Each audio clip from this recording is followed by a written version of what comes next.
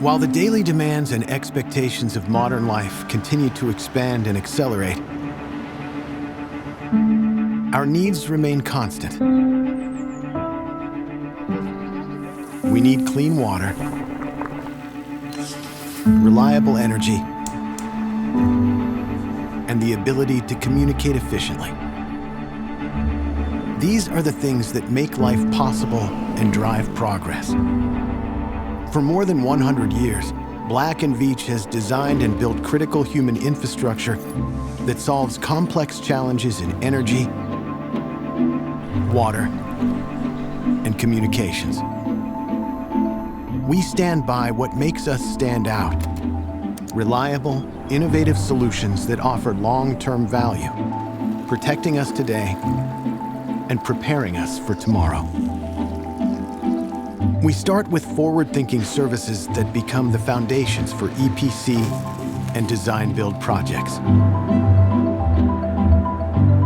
Data and smart analytics provide a vision of what's to come and allow our cities of the future to be more secure and sustainable.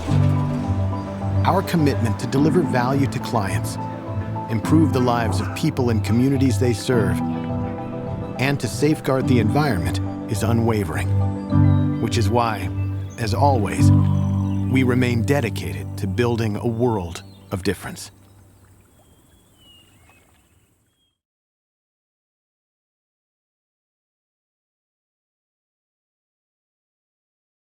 Welcome to EEI's 2020 Leadership Summit. We're delighted that you joined us. We'll be spending the next half an hour or so visiting with two of our industry's newest leaders. I'm very excited to see where this discussion goes.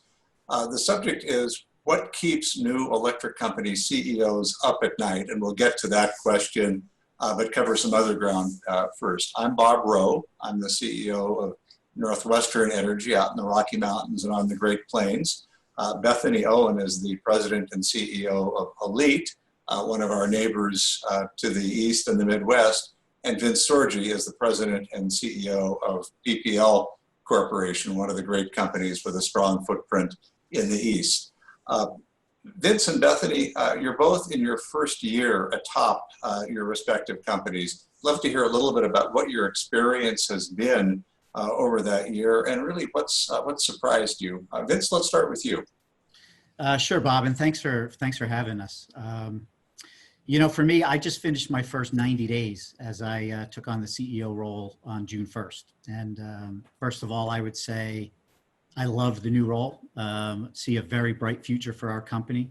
Really glad to be in this position at this point in time of transition for our industry.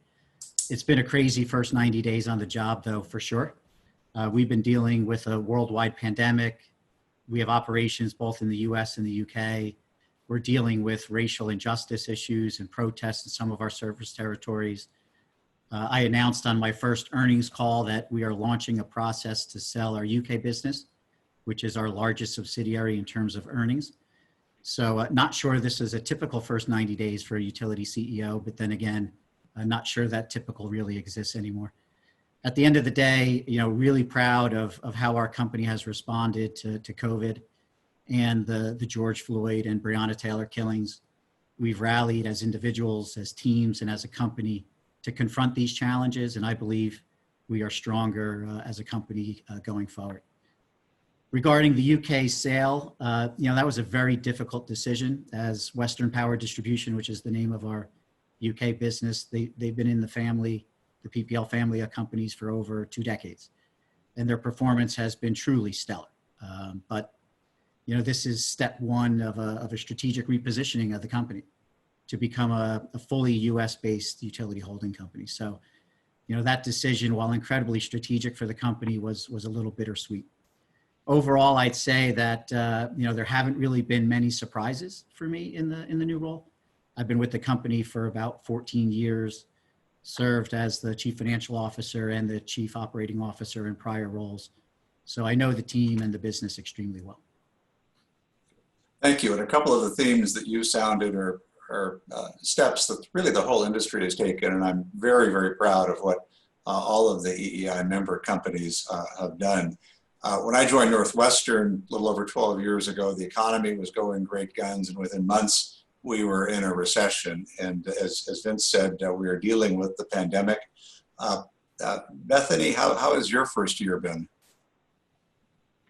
Well, like Vince, I think quite a bit has surprised all of us in 2020. I was named ALLETE CEO in February, and really just a few weeks later made the decision to send about 50% of our employees to work from home to try to keep all of our employees safe. I really thought that my first few weeks in this role would be traveling to speak with all of our employees in the 8 states where we operate and really meeting with investors, but we've had to be adaptable and resilient and ready to change course and take action as the world around us changes. You know, so very early on in the pandemic, similar to what Vince is talking about, we developed and communicated the principles and priorities that really continue to guide our actions during this time. You know, and first and foremost has been doing all we can to protect the health and safety of our employees, our families, our customers, and our communities, while we continue to provide the energy and water services we know are so essential, you know, perhaps now more than ever.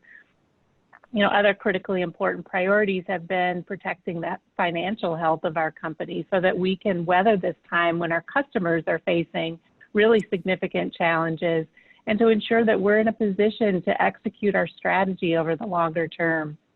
We've been communicating more frequently and more clearly with employees, customers, investors, regulators, and communities, obviously in virtual ways, and then reprioritizing everything that we're doing so that we can accomplish all of this. Like Vince, I will say that what has not surprised me, but has made me so very proud, is how our entire team has stepped up in amazing ways to support each other, but also to care for our customers and our communities. You know, our people have also been really adaptable and resilient and compassionate. And it really is true that you see what people are made of during the most challenging times. Absolutely. A thought I've had has certainly been that as absolutely essential as the first responders are, the people in public health, public safety, even folks working at the grocery store and the drugstore, we depend on all of them. But ultimately, their ability to do their work depends on us and our employees doing our job. And you both touched on that theme exactly. You each took different roles, different roads to get to your current position. Bethany, for you, it was Capitol Hill with Senator Lugar, then on to law school, then several in-house legal positions before you started in the ALLETE legal department, and then ultimately running an operating company. Vince, on the other hand, you went from a degree in accounting to an MBA, and then eventually to CFO at PPL. Talk a little bit, each of you, about what you bring from your experience in all these roles to how you conduct yourself in your current role. Bethany, let's start with you this time. Thanks, Bob. You know, I've had a pretty winding career path to this role, and I never really thought about the CEO role as I was taking on new responsibilities. I'm naturally pretty curious, and I like to learn and try new things. But it's been really interesting to me at this point to look back on my career and realize how important those professional roles and experiences have been. You know, from my time as a legislative aide in the United States Senate, you know, I really saw and I learned the importance of listening and really seeking to understand different viewpoints. That's really the only way to move things forward and address issues and reach some sort of solution. And I also believe that the diversity of perspectives ultimately brings a much more positive outcome for everyone. That was an inordinately useful experience to take into my legal career and all of my other roles, including this one as CEO. I'm a really firm believer in the power and strength of a team that reflects diverse perspectives, experiences, beliefs, and backgrounds. And listening and truly seeking to understand, they all build trust. And in my experience, if you have trust, there really isn't much you can't accomplish working together. Thank you. Vince? Yeah, thanks, Bob. You know, when you look at the CEO role, right, it's not likely that the CEO is going to be strong in all the disciplines of the company. And, you know, some come up from the engineering track, some come up the financial track like I did, others come up the legal track like Bethany did. And from my perspective, the key is to ensure that the leadership team is well-rounded and that you have, you know, all of the disciplines covered, especially in the areas that might be the blind spots for the CEO. And, you know, in my case, all three of our business unit leads are very strong in operations, where I've spent less time, quite frankly. And that's critically important to me as the CEO. What my background, I think, provides, though, in the role is a very strong understanding of the business, how we make money, how our investors view the company, and what our strengths and opportunities are going forward. Fortunately for me, all 7 of our utilities are very high-performing utilities, so we really don't have a lot of operational issues that are weighing us down. Our challenges as a company have really been more on the strategic front and the business mix side, and that's really what the UK sale announcement was intended to address. But you know, from my perspective, as Bethany said, just it's about the team. It's about having that trust in your team to make sure that you have all of the bases covered. And then as a team, you're making those decisions to propel the company forward. So extremely proud of the leadership team that we have at PPL. And again, just really excited to be in this role at this time. Let's stay with the subject for just a few more minutes. Bethany, you talked about looking to a diversity of views. Vince, you talked about the experience that all the members of your executive team bring. You can't come into the CEO role and look at your world just as the former CFO, as the former general counsel. I like to, when possible, have everyone else in the room with me be a lot smarter and more knowledgeable than me. That's not usually too hard, but that's the kind of team that you want to build. You have responsibility first and foremost for safe, affordable, reliable energy services. You are the chief spokesperson in dealing with debt and equity. You're dealing with regulators and political leaders, with customers and community groups. How do you bring all of those diverse internal and external perspectives together in order to do the best possible job you can as the leader of the orchestra, essentially? Vince, let's start with you. Sure. So, yeah, I agree with you. You don't want to be the smartest person in the room. If you do, you need to find a new room, right? If you are, you need to find a new room. So, Bob, I 100% agree with you there. It's really about, from my perspective, about balance, right? And really trying to ensure that, Bethany talked about it earlier, really listening, right? And so it's one thing to bring all the smart people into the room, but if you're the type that doesn't listen, a lot of times all those good ideas will fall on deaf ears. And so, for me, it's really trying to make sure that we have the best and the brightest that are leading the functions, that we're working together to really propel the company forward. So trying to have a common cause, getting rid of the internal politics, the internal competition. While that's very good in competition, you need that to continue to innovate and push forward. You want to make sure that it's not destructive. So really, I think setting a tone at the top, Bob, that, we're one team and we're working together to do what's in the best interest of our customers, our communities, our employees, and then our shareholders. So it's not easy, especially when you're dealing with, we have 7 different utilities in our portfolio, and we have the business in the UK, we have Pennsylvania and Kentucky. There's different cultures. You're dealing with different regulators and regulatory constructs, and so balancing all that can be a challenge. But it's also what makes the job fun, and just calling on all the leadership skills that you learn throughout your career, through formal training and informal training with mentors and et cetera. I think you're really just pulling from that experience to try to get the team to work as a cohesive unit, and then really just driving value for all of our stakeholders. There are 2 things I would highlight, two good lessons out of what you just said. First, every member of that big complicated team you lead is a team leader themselves, but they are also a key member of your own team. And those are 2 tough responsibilities to reconcile. So that's a big challenge for them, and especially then for you. Absolutely. And then you emphasize the importance of listening. And I would frame that as you can be listening in order to respond, or you can really be listening in order to understand. And it seems like that's what you're really emphasizing there. Bethany, how about for you? Yeah, I would agree completely with both of your perspectives in terms of surrounding yourself with best and the brightest and people who, again, have diverse experiences and diverse perspectives. I think that's critically important for a strong team. I think, in terms of the role, the CEO role, I agree. Tone at the top, a really strong integrity-based culture and tone at the top, and then setting the strategy for the company that you've developed with that really, really strong team.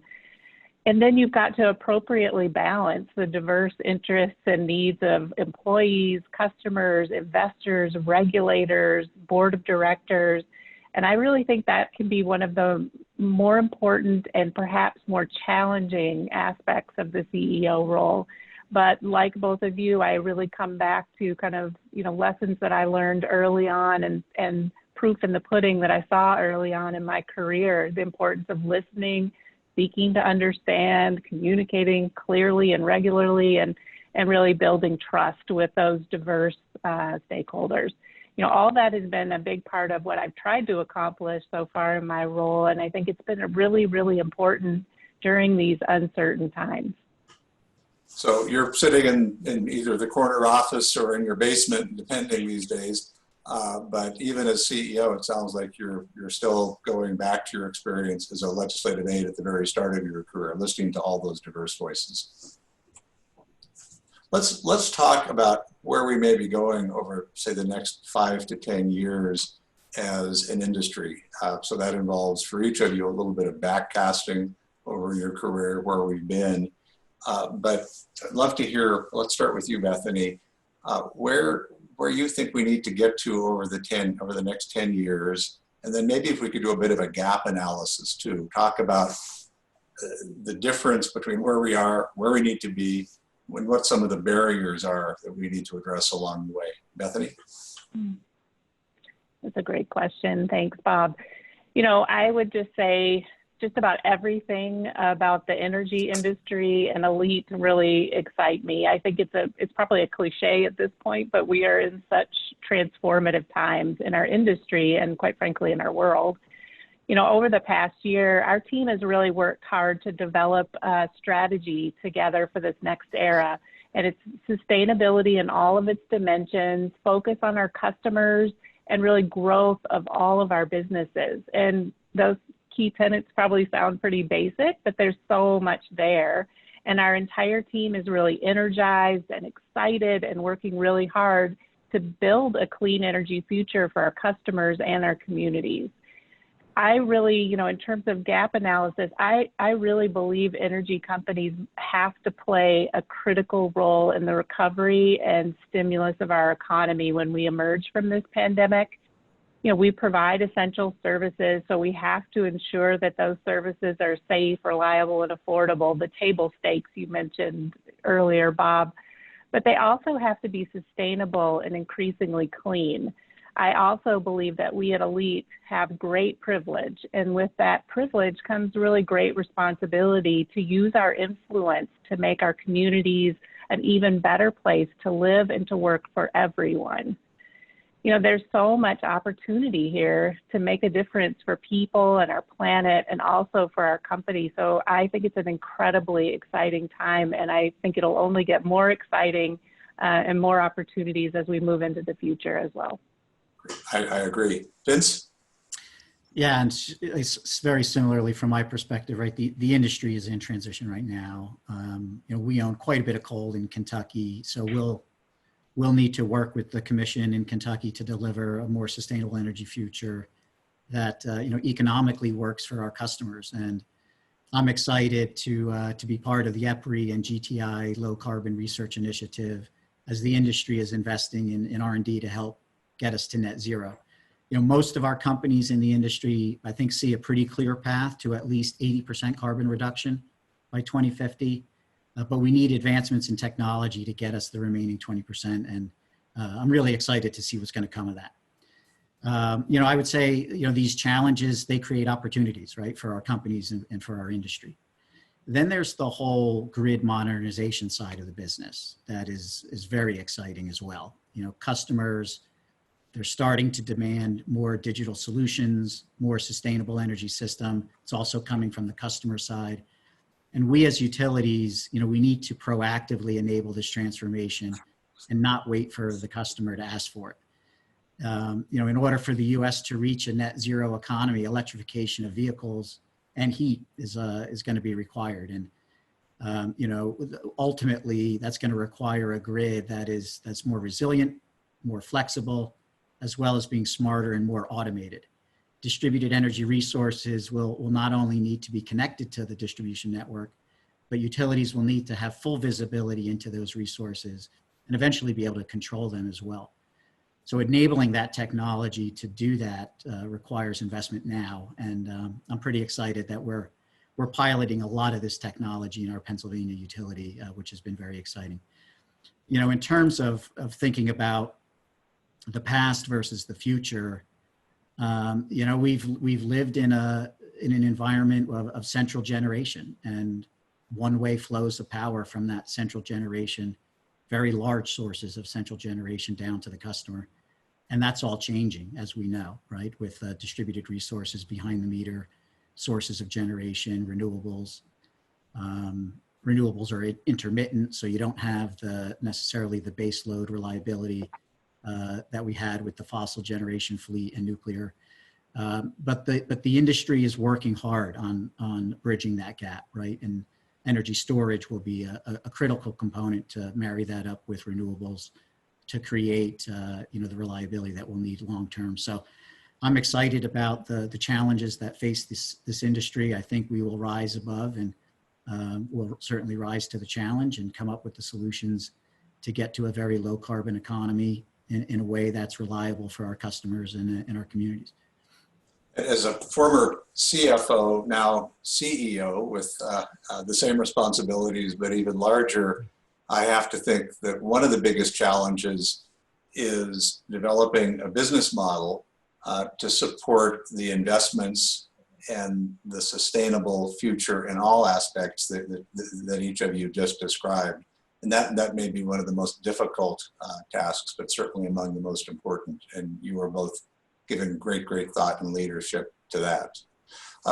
Let me ask you about lessons learned from COVID. Each of your companies did an amazing job very quickly, and you've talked about this a little bit, pivoting from one way of working to, in some ways, a quite different way of working. What are you going to take away from the COVID experience in the last few months? Vince, let's start with you. Yeah, so for me, I started, so I was chief operating officer in the year before I became CEO. And in that role, I was responsible for our COVID response across the entire company. And really, right, that really kicked off in March, as we know. So a couple months even before I became CEO, I was knee deep in the COVID response. And I would say that, so we have a fairly decentralized operating model at PPL, but COVID brought us together like I've never seen before. And the team was just working extremely well together, sharing lessons learned. Obviously we were on all the EEI calls and engaged with EPRI and learning from the industry, but that taking that learning every day, every week, and making sure that everybody across the operation knew what everybody else was doing, and we were leveraging the successes. We sit in Pennsylvania in our headquarters right next to New York and New Jersey, which in the beginning, that was the epicenter of COVID. And we acted very aggressively and very early before it really became an issue in Pennsylvania. We, 4,600 people we moved to work from home in 2 weeks. I know Bethany talked about that earlier. That was a critical part of the strategy, because what you were able to do was social distance those that had to continue to come to a PPL facility just by the nature of their jobs. So just driving home, social distancing, the wearing of masks, that nothing was more important than the safety of our employees and our community. And so I think our employees really felt that. They took that to heart. They knew we were serious. In a lot of cases, Bob, it was inconvenient especially for the folks out in the field, especially as it started to get hotter. But they knew, the decisions that we had made had their best interests in heart. And so, really proud of how our employees responded to really the direction that we put out there, because again, they knew we had their best interests at heart. So moving forward, I just think the team is really tight right now. And it also came about really in our response to the social injustice and the protesting that's happened with George Floyd and Breonna Taylor.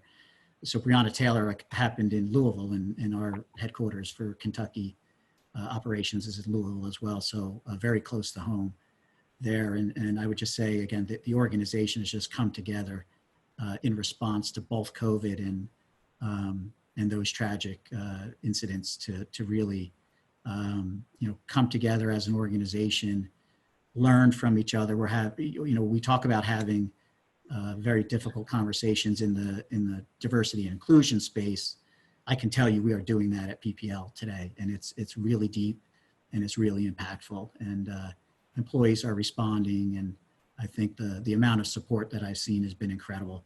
And so I think we'll be able to leverage that going forward just to create a stronger company and stronger team environment. I really appreciate you mentioning that. And of course, Ben Folk has made diversity and inclusion one of the priorities at EEI for this year. And it certainly feels like that is a long-term and a meaningful commitment for the industry. Bethany, lessons learned over the last few months.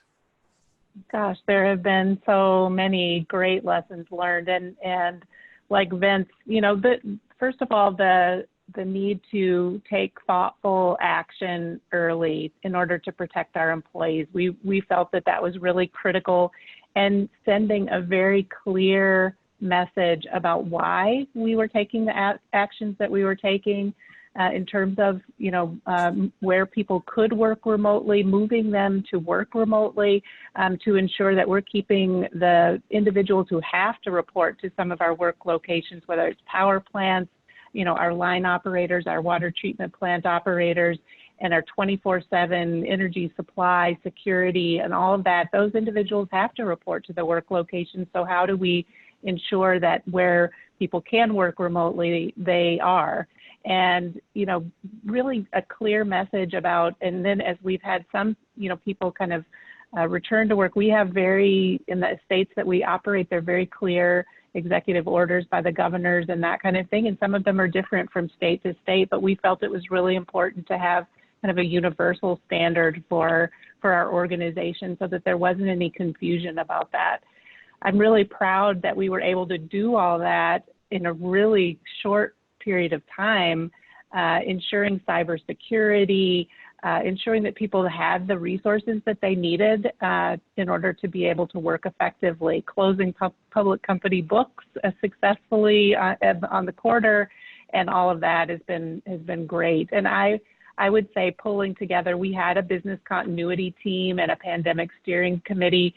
They had fortunately been tabletop exercises until now.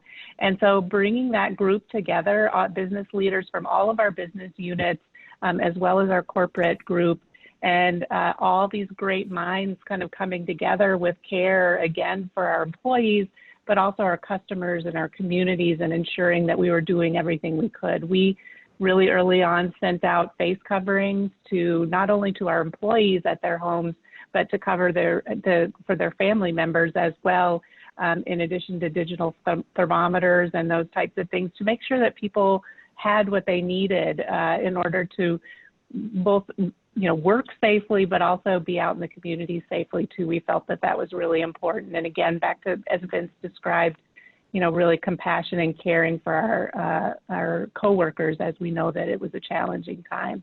There are so many great lessons learned, and most of them, I would say, were really proved out in terms of what our company was able to accomplish and what our team was able to accomplish.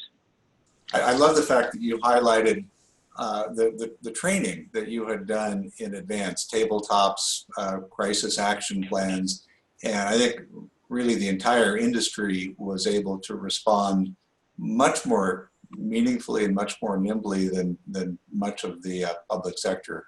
And again, I think that's something you can be proud of. Mm-hmm. Bethany, being again kind of a neighbor, it's been valuable to share information back and forth with you too. Maybe if there's one thing we should have in our muscle memory, it's knowing that our companies in our industry can in fact be very, very nimble when the occasion calls for it. I have three more questions I want to ask each of you, and these will be kind of lightning round questions because we're running just a little bit back on time.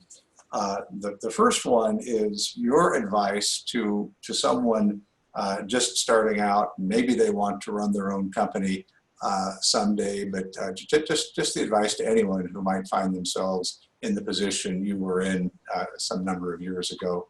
Bethany, let's start with you. Sure. You know, Bob, when you asked earlier what surprised us in the CEO role, I probably should have mentioned getting this question as often as I do now, which is really interesting to me. I don't know that there's any recipe for the CEO role. Vince, you, Bob, and I have all had different paths, but the advice that I give, which I think really applies no matter what role you're in or what role you aspire to, live with integrity always. That has to be your foundation. Work hard, keep learning, read widely, think critically, really seek out diverse mentors, people who really challenge you to think differently, and then raise your hand to take on new challenges. See what might not be getting done or what could be done more effectively or better, and then volunteer to take it on.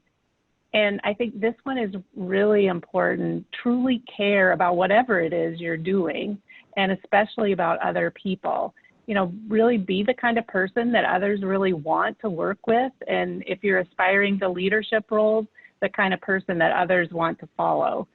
I really think with all of that, the rest just comes naturally, whether it's success in the role that you're in, a broader leadership role, or ultimately CEO. Your answer reminded me a lot of what General James Mattis had to say when quite a few of us heard him speak a few months ago, and it certainly worked for him and seems to be working well for you too. Vince? So honestly, I didn't really have aspirations to be CEO earlier in my career, and my focus was more on the CFO role, not the CEO role. But as I became more involved in strategy for the company, dealing with investors and the board as the CFO, I began to aspire to the CEO role as well. And, I think from an advice perspective, maybe my first bit of advice would be, pick a different dream, because it is a long road, long battle to get to this one. But to be serious, very similar to what Bethany was saying, but I would probably summarize it this way. Check your hidden agendas at the door. You need to focus your attention on what's in the best interest of your team and what's in the best interest of your company. Early on in our supervisory careers, right, our jobs are really to remove barriers for the team so that they can do the very best at whatever it is that they're doing. As we progress up the leadership ladder, it becomes more about setting direction and driving continuous improvement in our work groups. And then eventually it's setting the strategy for the company as a whole. So, as I think through those phases of our career, it's good to have mentors to help along the way. I've always encouraged folks as they're coming up through their career, find a mentor. It doesn't have to be a formal mentor, but find somebody that you can trust and that you can confide in. And then, of course, I talked about it earlier, formal leadership training, I think is a must, and take as much of it as you can and that your organization will offer. But again, for me, it's really, focusing your energy on what's in the best interest of the company and your team, and the rest will fall into place. I think if you focus on your personal success at the detriment of the team and the company, I can assure you that strategy will be short-lived. Excellent, excellent advice. One fun question before we get to the last really tough one. What do you do to unwind, Vince? Well, so this is actually one area that COVID and working from home has actually helped me personally. I make it a point now to take 5 to 6 mile walks pretty much every day. That provides me with the much needed physical exercise, but it also provides me time to just unwind and unplug. And I think that's incredibly important. Sometimes I just listen to music. Sometimes I think about strategy, without the distractions of the daily grind. So I've really found that just getting into that routine of some form of physical exercise and just being able to unplug has helped me a lot to deal with the stresses of the CEO position. I'm also a musician, so I'll pick up the guitar here and there as well, and that helps to relieve stress as well. Bethany, how about you? Well, I need to take a page out of Vince's book because I'll confess I'm still a work in progress on the unwinding front. I feel like this can be a 24/7 job in really the best of circumstances, but then you layer in a global pandemic, deep economic recession, and widespread social unrest, and it can be really all-consuming. But I also know how important it is for me to be a really good role model for our team. I'm really fortunate to have a team of people who are so dedicated and committed, and I want to make sure they're taking care of themselves too. So I really try to do the best I can. I live in an unbelievably beautiful part of the country on the shores of the greatest lake, Lake Superior. So time spent sailing with friends or walking in the woods with my husband and our dog have always helped me unwind and recharge my batteries. And I've always loved to read, you know, as a way to relax, kind of broaden my horizons and really clear my head. But I'm going to take some notes from Vince too, and maybe be a little better about that in the future. Well, that's why I said you have to really love what you're doing. And fortunately, you know, I love my current role, and I've loved what I've done for a long time. And my career has not ever been a job. And as Bethany says, this job can be all encompassing at times. And you know, I feed off of that quite honestly, and I get energy from it. So it's work. It's really work to kind of step away from it and make sure you're focusing on your family and friends and loved ones, et cetera, especially in a time of a pandemic with quarantines, and that puts a lot of pressure on the, you know, the mental fortitude of my kids and the family. And I found myself having to really pull myself away actually from the job and devote my attention where it was needed there at times. So it's been challenging for sure. But again, I think just incredibly exciting times, and fortunately feeding off that energy. I'm going to quote our CFO. Years ago, Saturday morning, fairly early, and we're in 2 time zones. By say 10 o'clock in the morning, every member of the executive team had sent me an email about something or other. I sent a note to our CFO, Brian Bird. Everyone has now reported for duty, and his response back was, well, that's because it's important and they're having fun. And both are extremely important, and obviously you've managed to capture both those. So the last question, really, really quickly, what does keep you up at night? Bethany? So always the safety and health of our employees. You know, I'd say doubly so in this pandemic, but I actually know that's going to always be the case. You know, and during this time, just making sure we're doing all we can to support our customers and communities so that we come out of 2020 stronger and better than before. And I really believe we will. Great. And Vince, I got the impression you've had a few sleepless nights already. What's keeping you up? I do. I mean, I was going to say, for the most part, I sleep fairly well. At least I fall asleep pretty quickly. When I wake up, my brain starts going, and then it's hard to get back to sleep for sure. But same thing, you know, I'm concerned about the health and safety of our employees and our communities, especially now with COVID. You know, the well-being of our Black communities, other minority groups who are facing broad systemic issues of racism and injustice that demand longer-term solutions. So I find myself really thinking a lot more about that than I thought I was going to in this role. Cyber is always top of mind. You know, while our company and the industry have done I think a great job on cyber, that's a battle we just cannot let up for a second, right? And we continuously strengthen our security postures. And, you know, we have some very big issues to solve as an industry, including getting to net zero by 2050, and we don't have that solved. But again, I'm optimistic that the industry and our companies will find a way through that. And then, you know, of course, in my case, given our strategic announcement to sell the UK business, that's pretty top of mind for me as well, pretty much every day. Great. Thank you both very, very much. I learned a lot about the industry and about leadership and about each of you as very fine people. And I'm sure that the audience did as well. And with that, I think we have a little bit of time for questions in the form of chat. Thank you. Thank you, Bob. Thank you.